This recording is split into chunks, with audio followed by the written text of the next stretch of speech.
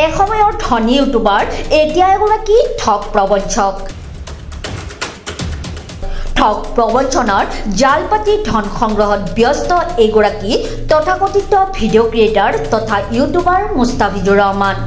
তেওঁৰ বিৰুদ্ধে কোনোবাই অভিযোগ কৰিলে অভিযোগকাৰীৰ ফেচবুক পেজ বা ইউটিউব চেনেল উৰুৱাই দিয়াৰ মুকলি ভয় ভাবুকিৰে নিজকে সামাজিক মাধ্যমৰ হৰ্তাকৰ্তা বুলি দাবী কৰি আহিছে এইগৰাকী ইউটিউবাৰে। নামটো চেঞ্জ করছুন কর নহয় মই তোর বাবার ঘর চাকর নহয় বে তোর কথা যে নাকি শুনিম খেলা তুই একটা কাম কর থানাত যা ঠিক আছে থানাত যাই বলে কেস উঠা তারা ফোন করবি নেক্সট টাইম ফোন করবি রাখ তুই যা জি করার কর যা তোর কেস উঠা তুই কে তোর আমি কেস ক্রিম তোর চ্যানেল নিয়ে দু হ্যাঁ মই তোক চ্যানেল নিয়ে রেকর্ড কর তুই মোর কথা তোক মই চ্যানেল নিয়ে দু তুই মানে মই তোর কেস ক্রিম এতিয়া কোডর পারা হ্যাঁ যা রোজ যাওয়া পারা তুই যা। মুস্তাফিজুৰ ৰহমানৰ কাহিনী ইমানতেই অন্ত পৰা নাই। সকলো সীমা অতিক্ৰম কৰি জুবিন গাৰ্গৰ মায়াবিনী গীতৰ কপিৰাইট লগোৱাৰ সস্তীয়া দাবী কৰিছিল এইগৰাকী মুস্তাফিজুৰ ৰহমানে। অৱশেষত নিৰ্লজ্জ মুস্তাফিজুৰ ৰহমানে এই ভুৱা তথা সস্তীয়া দাবীক ভুল বুলি স্বীকাৰ কৰি ক্ষমা বিচাৰিলেও তেওঁৰ এনে কাণ্ডৰ বাবে ধিক্কাৰ গৰিহণা দি চোৰ ভণ্ড বুলি আখ্যা দি মুস্তাফিজুৰ ৰহমানৰ বিৰুদ্ধে মুহূৰ্তৰ ভিতৰতে বহুতে প্ৰস্তুত কৰিছিল ভিডিঅ'। নিজকে আত্মপক্ষ সমালোচনা কৰাৰ বিপৰীতে এইগৰাকী মুস্তাফিজুৰ ৰহমানে টাৰ্গেট কৰি লৈছিল এগৰাকী মহিলা ক্ৰিয়েটাৰক।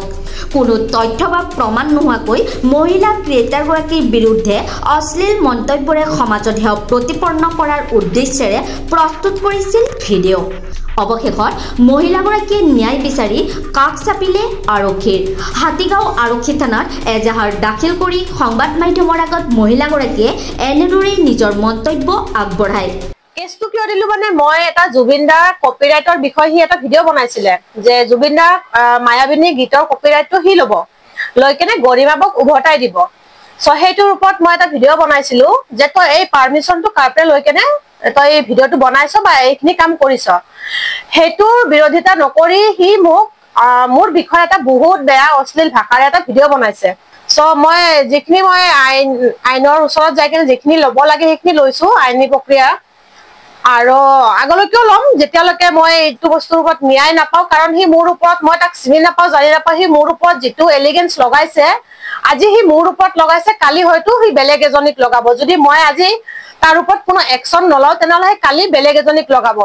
চ' মই সেইটো নিবিচাৰো সেইকাৰণে মই আইনৰ কাষ চাপিছো আৰু যেতিয়ালৈকে সেইটোৰ ওপৰত মই ন্যায় নাপাওঁ তেতিয়ালৈকে মই যুঁজিয়ে থাকিম।